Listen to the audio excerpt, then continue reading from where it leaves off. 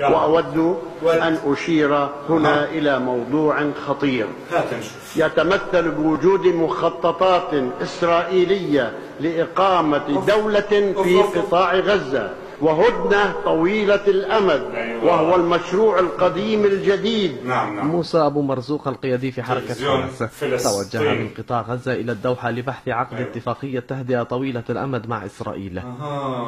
لما بتشعر بالخازوق طبعا حتصير تكاكي وتخون في اللي سبقوك وتلاخم مثل الباكي. تفضل. يعني هو يريد دائما أن يعطل أي خطوة ممكن أن تؤدي إلى انفراج في الحصار على الشعب الفلسطيني في غزة. قلنا بتفرج عن هالشعب، قامت طلعت في راسك أي شيء سهل عملته صعب حتى تغطي على إفلاسك. قلتوا إمارة وانفصال حتى من الوحدة تخلص. شايف نفسك على هالحال طالع من المولد بلا حمص وإنجاز واحد مش لاقي. ظلوا يضغط على الأحرار وما يدفعش الرواتب. غيرك أشطر وجيش جرار وقف عاجز وشو حابب نقطة ضعف إنه يلاقي ومش لاقي. اهرج عزام. إذا لا تلتزم حماس بأن التفاوض شأن منظمة التحرير تصبح حماس غير مؤهلة أن تشارك في حكومة. أيوة، اللي يفاوض ند الند وما بيفرط في حقوقه، ساعة بيرخي وساعة يشد فيرجع أرض جدوده. أما القضاها تبويس ويفاوض من كاس الكاس يعني قالبها طعم، لا ذمة ولا إحساس والصهيوني هو ساقي. تفضل.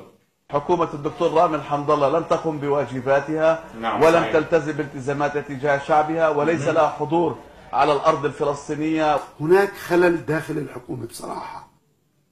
يا حمد الله دورك ايش؟ قل لي شو اللي قدمته على غزة، بتطلش ليش؟ وبتضفي شو اللي عملته؟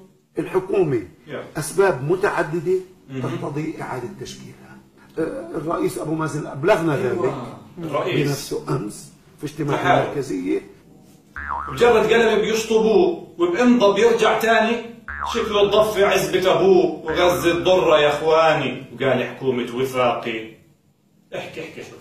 اللي بده يشارك في حكومة الوفاق، حكومة الوحدة الوطنية، يجب أن يكون ملتزما في البرنامج السياسي لمنظمة التحرير الفلسطينية والقيادة الفلسطينية ممثلة بالرئيس أبو مازن.